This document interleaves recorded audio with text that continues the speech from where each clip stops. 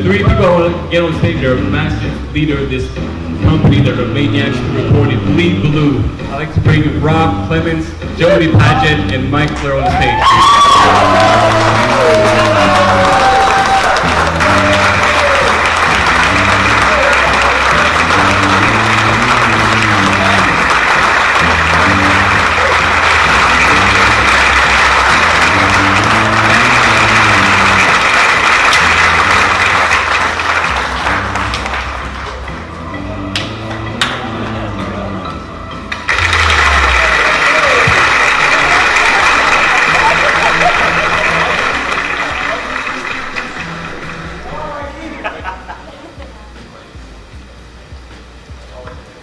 Check.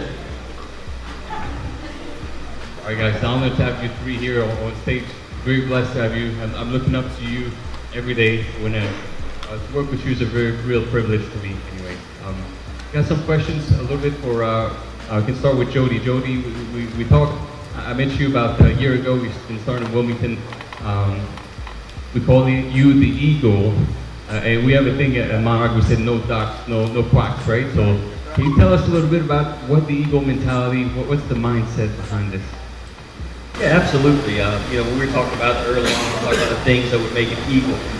So we look at the industry itself very competitive, and we realize that we have to differentiate ourselves and have a competitive advantage.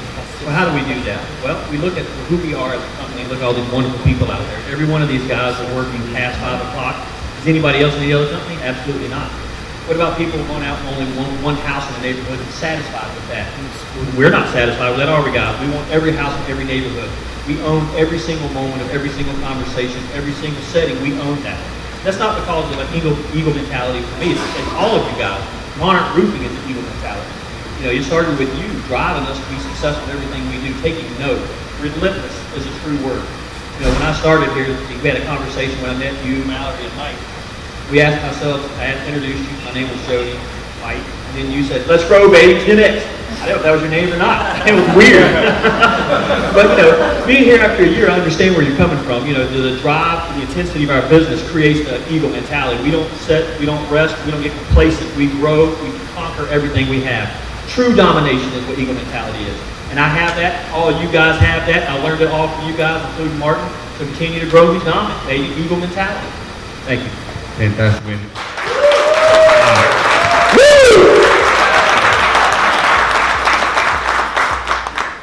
Yeah, you're a true leader, and then we'll talk about the opportunities that you're creating for yourself in a little bit, and that is amazing. And I'll get with Rob on the question a little bit personal now, and then we'll go across after. But Rob is a new GM in Myrtle Beach.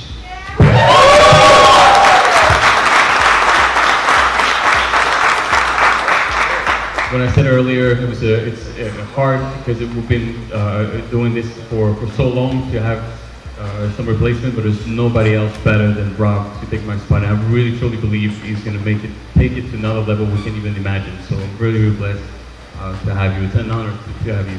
It's my privilege, and we know this guy's not going anywhere. I don't want to see any tears today, man. You're not going anywhere. Rob, so Rob is a big fan of Kobe Bryant, so he started the nickname of the Mamba. The mindset, the mentality, and you're relentless. This guy, I don't know if you know too much about Rob, but he works out, the rumor is 3 times a day, but I know from his wife, she said twice a day. You work 12 hours a day. It's pretty amazing what you do. Your heart is definitely another level. What makes you a Mamba? What drives you to become like this? Well, I'd start off with the reason I actually got the nickname of the Mamba is because I look a lot like Kobe Bryant, I've been told. No, anyway.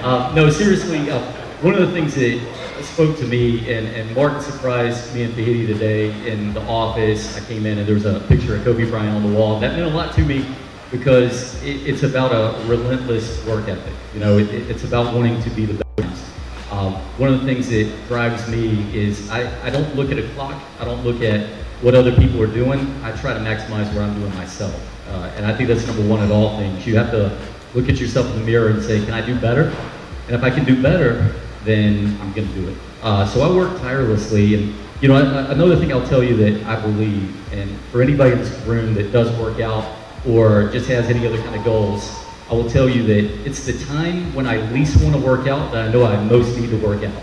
You know what I mean? It's like, it's easy when everything's going smooth, but when it's that day you come home, you're tired, you just want to lay down, it's like, that's when I know I got to get up and go. You know what I mean? So for me, relentless, and I'll work relentlessly for all these guys all the time because I've seen all you in this room and I know how hard you guys work. I'll be here to get your back all day long.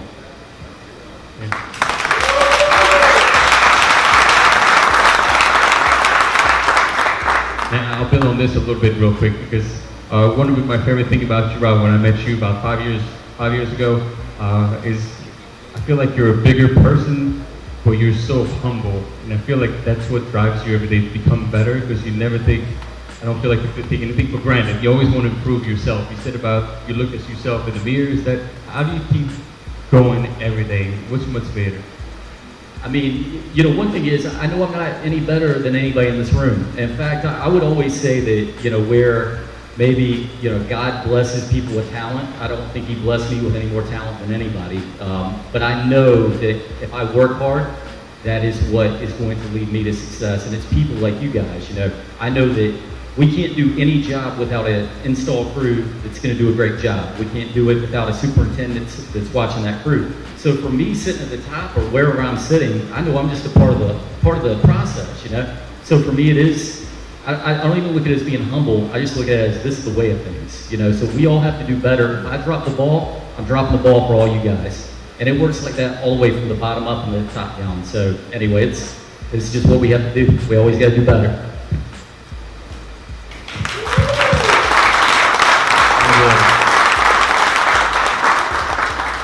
And a question for, thank you, Rob, thank you. Question for Big Mike. Big Mike! We go back a few years. We do.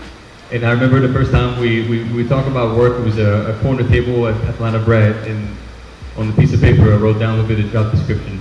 I still don't know how you start working for us. I think it was the fact that you, for 8 months, kept calling me saying, "Are you ready to work for me?"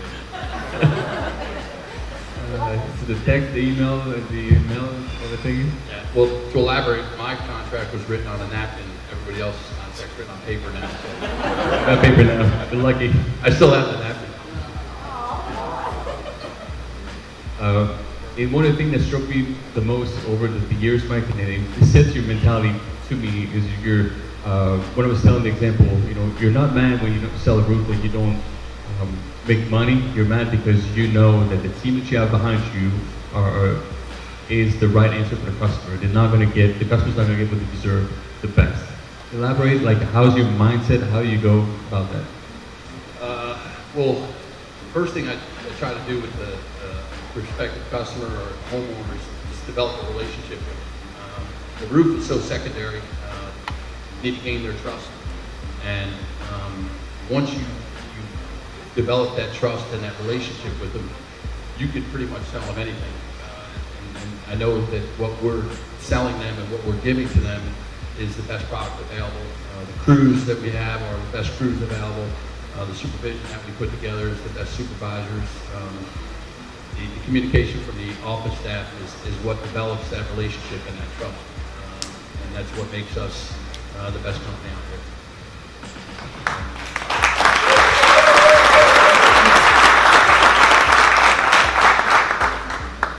And what you guys are accomplishing in Wilmington is very amazing in the short period of time. Yeah, absolutely. Especially with the storm coming through, there were so many roofing companies coming in from all over the place. We call them storm chasers. And the homeowners that you meet, one of the first questions they ask, are you a local company? And that's something that they're looking for because they know that they can trust you. If there is an issue, don't run from it. Take it head on, address it, and make it right for that homeowner. Own it. Yeah, own it. Perfect. I got a question for a little bit, maybe for Jody, and everybody can answer this, but we'll talk about Monarch Roofing. We always have opportunities for everyone to grow. That's a passion that I have. I want to make sure I give you the tools to succeed so we can have, if we all succeeded more, then everybody can grow to another level.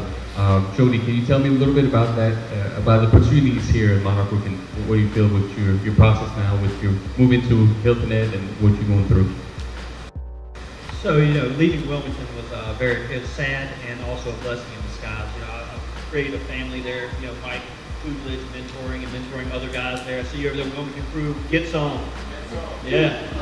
So, but through the transition process, helping myself grow, I had to look back at myself and what I could do better and what I could learn from myself and the mistakes that I've made, and not make those same mistakes as I continue to transition. So I look at all my weaknesses, and I have a lot, believe you me, and try to build those up into strengths. So I try to dissect those and realize how it impacts the things around me, the causality of the situation. Then I have people like Mallory that helps me through it, and Mike, I bounce ideas off them. It's a team building exercise for myself. Because I don't think you can be any greater than you can be unless people help you point out the things that you're deficient in. I think that's important to look in the mirror and understand yourself, but others have to look in the same mirror and give you a different perspective. So through this transition, very blessed to have that opportunity, Mallory and I, to have that as well, learning from Mike. But the biggest thing is about continue to grow, never stop. Don't be complacent in what you have. Always be hungry for the next step. I think in business, that's where people get lost and they become complacent. They get enough and they're happy. I'm never happy. I always want the next big thing. I always want to grow to the next thing, personally and professionally. I don't want to keep eating. I'm hungry all the time. I need to be fed. You know what I mean? So it's been, Michael's not talking. Don't act like he doesn't know. All the time. He is hungry all the time. Buffet all the time. You know what I mean? And that's fun. But that's a life too. But it's been an opportunity. It's been a very exciting time. But I also know that I have a lot of work to do to get there. And when I do get there, it's going to be more work. But I'm more than ready to take that opportunity. And we talk all the time about how exciting it is and the work we're going to have to put in. But I'm going to keep growing every single day. And everybody here's an opportunity to think about. I come from a supply chain background, construction. And look at it now, we're going to have an opportunity to move to Hilton Head and run a Hilton Head division. How exciting is that? Each and everybody has the same opportunity. You get the right place, work hard, be relentless. And everybody has that chance.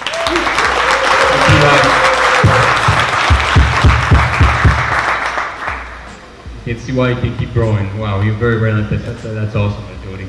And Rob, tell me a little bit about the same thing about you're becoming in your process now and well-deserved position, just like Mike, Jody, and Rob. Now you're becoming into the GM in Myrtle Beach. What are your paths that's going to help you become that successful, and what can you tell everybody about the process? Well, I'd start off with, and you'll hear me say certain things a lot because I believe in them. And I talk about bulletproofing. And what I mean by bulletproofing is it's always about making an organization more strong. It's about limiting liability. So when we get out there and we're dealing with customers, how do we handle them? How do we keep the company from having liability issues? And so I call this bulletproofing. It's about it's like putting on that jacket and just saying, you know what, I'm going to make sure that this company's here 10 years from now. And it starts with me. I have to really make sure that we have good processes in place and that we're taking care of everybody. We're taking care of our customers, And the thing I would say is, my challenge for everybody in this room is, how when you go on a first date, you know what I mean, and you're kind of like extra good, you got some mouthwash, you get all your funny jokes and stuff, and then by the time you've been in it for a while, now you're going to McDonald's. You know what I'm saying? So what we got to look at is, it's kind of like a first interview. What did you guys do on your first interview? You talked about, I'm a hustler and I'll work all day and I'll do this and I'm a go-getter. We hear all these things and we believe this. We believe this about ourselves, right? But the thing is that you get into that first hard day, you have that first customer that yells at you or whatever happens, and all of a sudden you get down a little bit. We always got to remember, we got to go back to that first date. We got to go back to that. What was I thinking at that time? How can I be at that level all day, And I'm not, look, I'm not perfect. I do this too. I'll have that hard day and I'll be moping around, and then you got to put yourself right back there. So my challenge to everybody is remember that first time when you interviewed, the first date you had, and make sure you stand up. Try to be that person, right?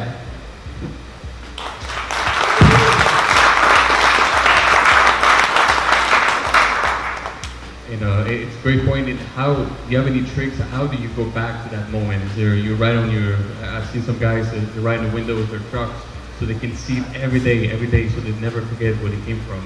What kind of a trick, or do you have a way to do this? Visual cues are really good. You know how, if anybody's been in Martin's office, he has that, you have the United States on the wall, and you have that little pin, and that little pin is basically Myrtle Beach, South Carolina.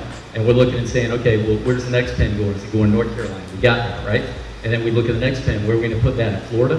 You know, so you have to have that visual cue. It's just something to remind yourself of what your long-term goal is. So whatever your goal was, you know, I think you always have to revisit that, make sure that you're staying on that path. And if you're getting off that path, sometimes it's easy to deviate. We just have to always look back at that thing and say, what was my purpose? You know, where do I want to be in 5 years? What do I want to do in 10 years? And kind of guys, there's a lot of 10X people in this room. You know, the concept is this, you know, we don't want to just operate on an average level. Over at Monarch, we're operating 10X. Everything you do, work 10 times harder, or 10 times harder than the competition. We're already working hard, so just always think on that level. How do we get that next step in the process? 10X, and it's a simple concept. So, you know, when you're out and you're getting ready in the morning, you're looking at what you're going to do next. Just think about how you can step up your game. And we can all step up our game, and that's the key. But anyway, 10X, it means a lot to us. Thank you so much. Thanks, everybody.